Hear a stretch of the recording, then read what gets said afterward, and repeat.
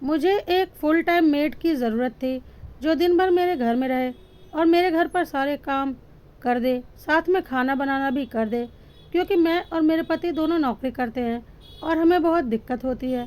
इसलिए मेरे घर में हर वक्त एक फुल टाइम मेड रहती ही है। हमारी मेड किसी इमरजेंसी की वजह से 2-3 महीनों के लिए गांव चली गई थी। इसलिए हमने एजेंसी से बात की कि हमें तुरंत ही किसी फुल टाइम मेड की ज़रूरत है, आप इंतज़ाम कीजिए। कुछ देर के बाद एजेंसी की तरफ से फ़ोन आया, हम आपके घर में एक भरोसेमंद मेड को भेज रहे हैं, आप उससे अपने हिसाब से बात कर लीजिएगा। उसका नाम कविता है और वह 15,000 रुपये महीने लेगी। हमने कहा ठीक है। थोड़ी देर के बाद कविता हमारे घर आ गई। बातचीत से हमें बिल्कुल ठीक लगी। बहुत ही कम उम्र की थी और एजेंसी से आई थी, तो कोई चिंता की बात नहीं थी, क्योंकि वह एक भरोसे की एजेंसी थी। गलत लोगों को घर नहीं भेजती थी। मैंने कविता को घर के सारे काम समझा दिए। वैसे कविता उम्र में मुझसे काफ़ी छोटी थी और देखने में भी काफ़ी खूबसूरत थी। देखकर बिल्कुल नहीं लगता था कि वह घर के काम करने वाली कोई मेड है। धीरे धीरे वह सारे घर के काम समझ गई और मुझे अपनी पुरानी मेड से ज़्यादा अच्छी लगने लगी। मेरा दिल करता था कि हमारे घर में अब परमानेंटली वही काम करे, पर मुझे पता था कि कविता सिर्फ 2 महीनों के लिए आई है और 1 महीना गुजर चुका था। इसी बीच हमारी पुरानी मेड का फ़ोन आया कि उसके गांव में काफ़ी दिक्कत है और अब वह काम पर कभी नहीं आ सकती, वह गांव में शिफ्ट हो रही है। मैंने भी राहत की सांस ली। चलो, किसी का दिल भी नहीं दुखा और मुझे परमानेंट कविता मिल गई। मैंने कविता से बोल दिया कि अब तुम हमेशा मेरे ही घर पर काम करना, तुम्हारा काम हमें बहुत पसंद है। कविता ने आराम से बोला, देखते हैं मैडम कितने दिनों तक हमारा साथ है।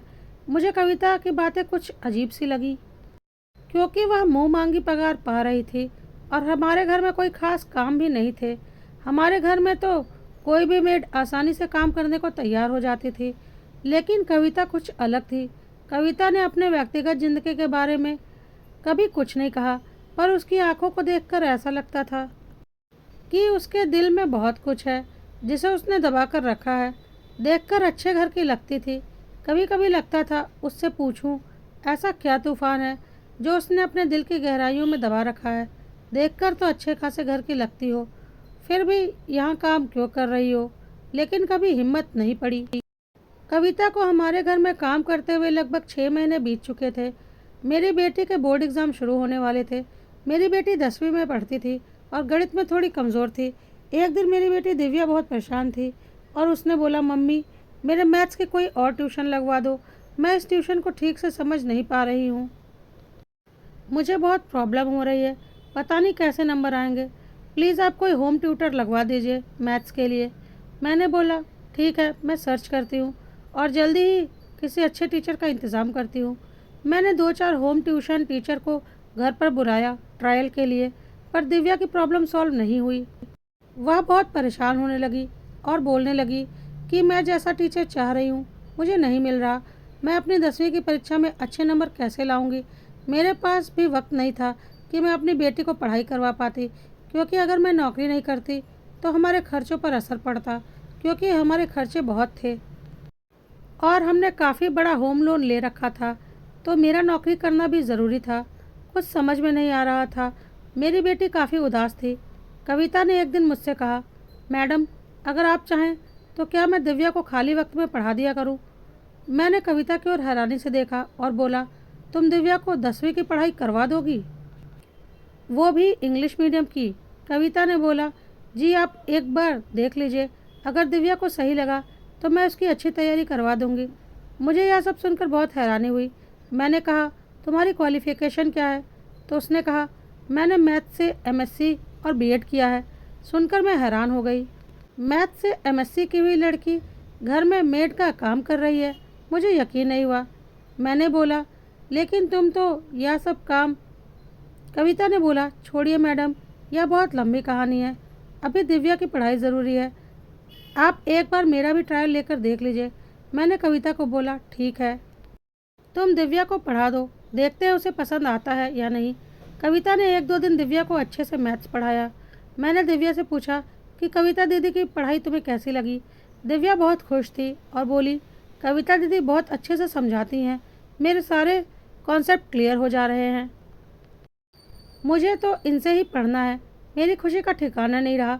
मैंने कविता से बोला, तुम आज से ही दिव्या की होम ट्यूटर बन जाओ। मैं किसी और को घर की मेड के लिए रख लेती हूँ। जब तुम इतनी पढ़ी लिखी हो तो यह काम क्यों करती हो? कविता ने बोला, नहीं मैडम, अगर मैंने यह काम छोड़ दिया तो फिर मैं आगे क्या काम करूँगी? सिर्फ दिव्या को पढ़ाकर मेरा गुजारा कैसे चलेगा? और कोई ट्यूशन तो मुझे मिलने वाला नहीं। मैंने बोला, ऐसा नहीं है, तुम इतनी पढ़ी लिखी हो, मेरी समझ में नहीं आ रहा तुम यह काम कर ही क्यों रही हो? तुम्हें तो कहीं भी आसानी से नौकरी मिल जाएगी। कविता ने कहा, कभी फुर्सत में आपको अपने बारे में बताऊंगी। कहकर वह दिव्या को पढ़ाने लगी। मैंने भी ज़्यादा जोर नहीं डाला और अपने काम पर चली गई। दिव्या के एग्ज़ाम हो गए और मैथ्स का एग्ज़ाम बहुत ही अच्छा हुआ। दिव्या बहुत खुश थी और बोल रही थी, कम से कम 95 नंबर तो आ ही जाएंगे। मैंने तो उम्मीद नहीं की थी कि कविता दीदी इतने अच्छे से मैथ्स पढ़ा देंगी। दीदी, आप 11th और 12th में भी मुझे पढ़ा देना। कविता हंसते हुए बोली, बिल्कुल दिव्या, अगर हो पाया तो ज़रूर पढ़ा दूंगी। मैंने बोला, क्यों नहीं हो पाएगा? बिल्कुल हो पाएगा। बल्कि तुम अपने दोस्तों को भी कविता के बारे में बताओ ताकि कविता को और भी ट्यूशन मिल सकें। कविता ने बोला, नहीं मिलेंगे मैडम। कोई भी मुझे ट्यूशन पर रखने से पहले मेरे सर्टिफिकेट और डिग्री देखना चाहता है, जो कि मेरे पास नहीं है। आपने मुझ पर विश्वास करके एक मौका दे दिया, हर कोई नहीं देता। मैंने बोला, तो तुम्हारे पास डिग्री क्यों नहीं है? कविता ने आज अपने दिल के पन्ने खोलने शुरू कर दिए। कविता ने बोला, तो सुनिए मैडम, आज मैं आपको अपनी ज़िंदगी की वह दास्तान सुनाती हूँ जो सुनकर शायद आपका दिल भी रो पड़े कि किसी का नसीब इतना भी खराब हो सकता है क्या।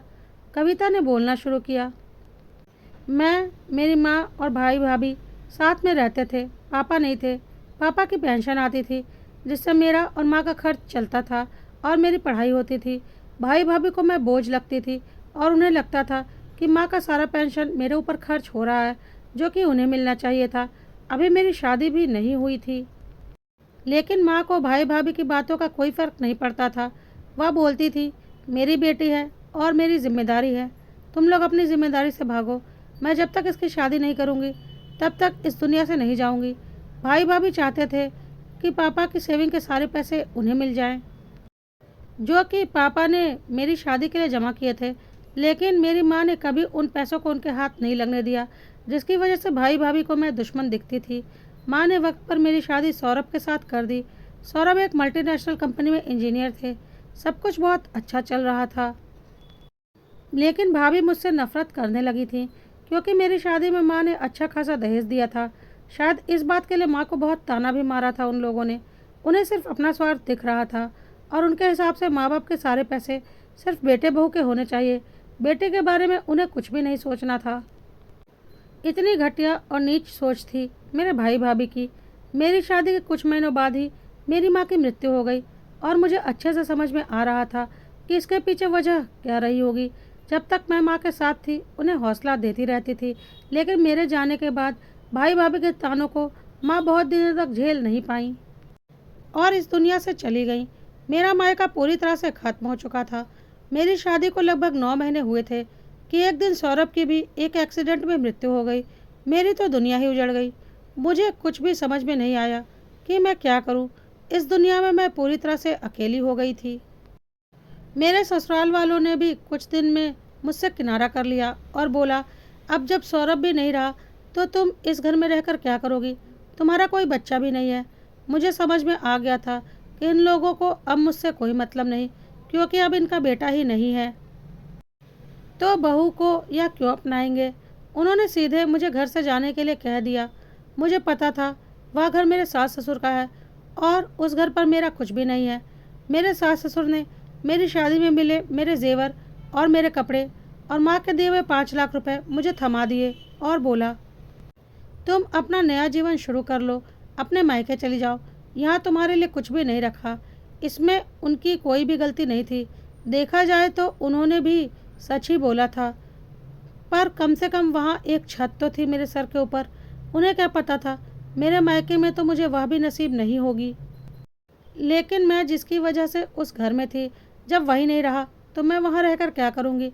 मैं चुपचाप अपना सामान लेकर मायके आ गई। भाई भाभी को यह बात बिल्कुल पसंद नहीं आई। मैं तो उनके लिए पहले से ही दुश्मन थी। फिर भी भाभी के मन में शायद कुछ लालच था, इसलिए उन्होंने ज़्यादा कुछ बवाल नहीं मचाया। 2-4 दिनों के बाद मैंने अपने सर्टिफिकेट खोजने शुरू किए, जो कि मायके में ही थे, ताकि कहीं नौकरी कर सकूं। लेकिन मुझे मेरे सर्टिफिकेट नहीं मिले। मैंने भाभी से पूछा तो उन्होंने साफ मना कर दिया और बोला, तुम्हारी चीज़ है, तुम जानो या तुम्हारी माँ जाने, मुझे क्या। मैंने कहा, माँ के जाने के बाद माँ की अलमारी आपने ही तो खोली होगी। तो उन्होंने बोला, हाँ खोली थी, और अगर मुझे मिले होते तो क्या मैं खा जाती, और चुपचाप वहाँ से चली गई। मैंने पूरा घर छान मार लिया, लेकिन मुझे मेरे सर्टिफिकेट नहीं मिले। मुझे समझ में आ गया था कि यह सब कुछ भाभी ने जानबूझकर चिढ़ में किया था, और ज़रूर मेरे सर्टिफिकेट उन्होंने नष्ट कर दिए होंगे। मुझे यह भी पता था यहाँ ज़्यादा दिनों तक रहना नहीं हो पाएगा, क्योंकि माँ के जाने के पहले ही भाई भाभी ने झगड़ा करके घर अपने नाम करवा लिया था, और अब मेरा उस घर पर कोई हक नहीं बनता था, और माँ ने मेरी भी शादी कर दी थी। तो उन्हें लगा था कि मैं अपने घर में सुखी हूँ। उन्होंने भाई के नाम पर घर कर दिया था। मैं इंतज़ार कर रही थी कि कब भाभी बोलेंगी मुझे इस घर से जाने के लिए, और मैंने सोच लिया था कि मैं अपने सारे जेवर बेचकर और उन 5 लाख रुपयों से एक छोटा सा घर तो खरीद ही लूँगी, क्योंकि कम से कम मेरे पास 10 लाख के जेवर थे, जो कि माँ ने मुझे शादी में दिए थे, और 5 लाख कैश था। कुछ दिनों में भाभी ने मुझे घर खाली करने के लिए प्रताड़ित करना शुरू कर दिया, और भाई ने भाभी का पूरा साथ दिया। मुझे पता था यह तो होना ही था, और मैं जाने के लिए तैयार हो गई। मैंने सोचा सबसे पहले मैं सुनार के पास जाकर अपने सारे जेवर बेचूंगी, लेकिन जब मैंने अपने जेवर खोजने शुरू किए तो मुझे एक भी जेवर नहीं मिले। भाभी चुपचाप मुझे देख रही थी। मुझे समझ में आ चुका था कि भाभी ने मेरे सारे जेवर गायब कर दिए हैं, लेकिन मैं उनसे लड़ नहीं सकती, क्योंकि मेरे पास कोई सबूत ही नहीं है, और उन्होंने जेवर कहाँ छुपाए मुझे कुछ भी नहीं पता। तो मैं पुलिस के पास भी क्या जाऊँ जब मेरे पास कोई सबूत ही नहीं है। भाभी ने हर तरह से मुझे तोड़ दिया था। मेरे सर्टिफिकेट चोरी कर लिए, मेरे जेवर चोरी कर लिए। मैं हर तरह से लाचार हो गई थी। वह तो अच्छा था कि मैंने रुपए अपने बैंक अकाउंट में जमा करवा दिए थे, नहीं तो वह भी गायब कर दिए जाते। मैं चुपचाप अपने कपड़े लेकर उस घर से निकल गई। मैंने बस्ती में एक छोटा सा कमरा लिया, जो कि किसी भी तरह से रहने के लायक नहीं था। आज अपनी किस्मत पर बहुत रोना आ रहा था कि मैं कहाँ थी और कहाँ आ गई। आज माँ और सौरभ की बहुत याद आ रही थी। जब तक वह दोनों थे तब तक मेरा कोई कुछ नहीं बिगाड़ पाया। मैं अंदर से टूट गई थी, और मुझे लग रहा था काश मैं भी माँ और सौरभ के पास चली जाती। लेकिन क्या करें, यह सब कुछ अपने हाथ में तो नहीं होता। मुझे तो इस दुनिया की गंदगी देखने के लिए भगवान ने जिंदा छोड़ रखा था। मैंने बहुत जगह नौकरी के लिए ट्राई किया, लेकिन हर जगह सर्टिफिकेट वाली बात और मेरी नौकरी नहीं लगी। मैंने दूसरे सर्टिफिकेट के लिए अप्लाई कर दिया था, पर उसमें कुछ परेशानियां आ गई थी, जिसकी वजह से शायद वक्त लगता, और मेरे पास ज़्यादा पैसे भी नहीं थे। मेरा खाना पीना, मेरा गुजारा चलना मुश्किल हो गया था। मैंने ट्यूशन के लिए ट्राई किया और 2-4 घरों में बात की, लेकिन जब सबने सुना कि मैं बस्ती में रहती हूँ और मेरे पास कोई सर्टिफिकेट भी नहीं है, तो किसी ने मेरे ऊपर विश्वास नहीं किया, और मुझे ट्यूशन क्लासेस भी नहीं मिले। मैंने बस्ती के छोटे बच्चों को ट्यूशन के लिए बुलाया, लेकिन उन लोगों ने पढ़ाई लिखाई में इतनी रुचि दिखाई ही नहीं, और वह पैसा देने के योग्य भी नहीं थे। तो मैं क्या करती। भूखे पेट तो गुजारा नहीं हो सकता था। हर तरह से लाचार हो गई थी मैं। मन करता था अपनी जान दे दूं, पर मुझे पता था यह बहुत बड़ा पाप होगा।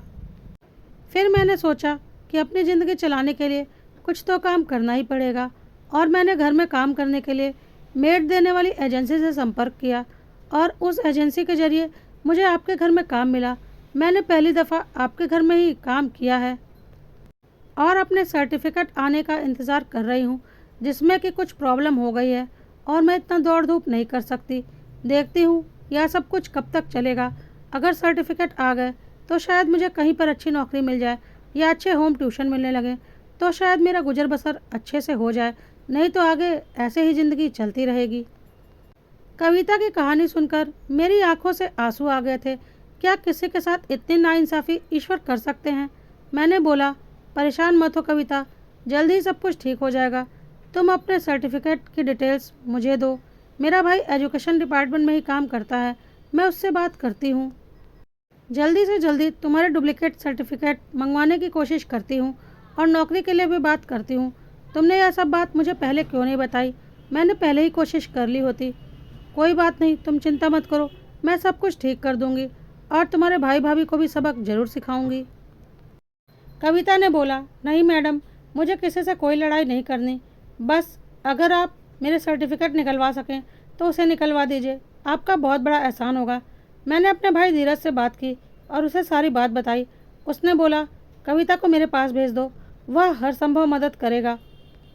कविता अपने काम के सिलसिले में धीरज से मिलने लगी और जल्द ही धीरज ने कविता के सर्टिफिकेट के रास्ते में आ रही सारी अड़चनों को एक एक करके सॉल्व करवाया और करीब करीब 1.5 से 2 महीने में कविता के डुप्लीकेट सर्टिफिकेट कविता को मिल गए, जिससे कविता काफ़ी खुश हो गई और मेरे पास आकर बोली, मैडम, आपने मेरे ऊपर बहुत बड़ा एहसान किया है। अब मैं कोशिश करूँगी कि मुझे किसी स्कूल में मैथ्स टीचर की नौकरी मिल जाए या फिर कुछ होम ट्यूशन्स के लिए भी मैं ट्राई करूँगी ताकि मैं भी अच्छी ज़िंदगी जी सकूँ। मैंने कहा, अगर तुम बोलो तो मैं अपनी सोसाइटी में बात करती हूँ, ट्यूशन तो मैं तुम्हें दिलवा दूँगी। तब तक धीरज भी घर आया और उसने बोला, और स्कूल में टीचर की नौकरी मैं तुम्हें दिलवा दूँगा। बोलो तो मैं बात करूँ, बहुत बड़ा स्कूल है, प्रिंसिपल मेरे दोस्त हैं और तुम्हारे सर्टिफिकेट और नंबर देखकर तुम्हें आसानी से मैथ्स टीचर की नौकरी तो मिल ही जाएगी। बोलो तो इंटरव्यू अरेंज करवाऊँ। कविता मुस्कुराने लगी और बोली, बिल्कुल, अगर हो सके तो। मैं आपका यह एहसान ज़िंदगी भर नहीं भूलूंगी। धीरज ने कविता का इंटरव्यू का अरेंजमेंट करवाया और कविता को उसकी काबिलियत के दम पर नौकरी मिल गई। कविता इतनी टैलेंटेड थी और मैथ्स में उसकी इतनी अच्छी पकड़ थी कि उसे सीधे 11th-12th क्लास का मैथ पढ़ाने के लिए मिल गया और 80,000 रुपये महीने की सैलरी भी मिल गई, जो कि कविता को यकीन ही नहीं हो रही थी क्योंकि स्कूल काफ़ी बड़ा था जिसमें उसकी जॉब लगी थी।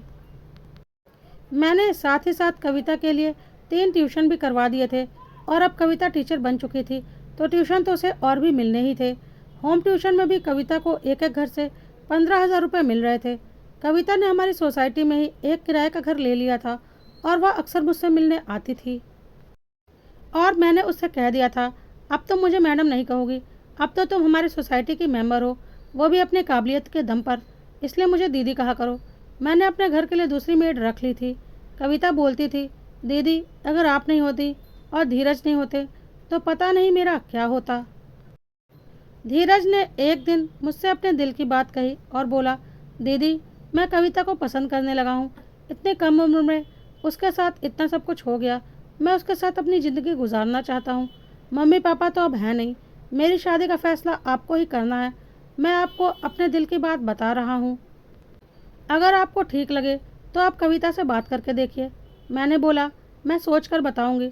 मैंने इस बारे में अपने पति से बात की तो उन्होंने बोला, अगर एक कदम उठाने से कविता की ज़िंदगी संवर जाती है और धीरज को भी उसका मनचाहा जीवन साथी मिल जाता है तो इसमें हर्ज ही क्या है।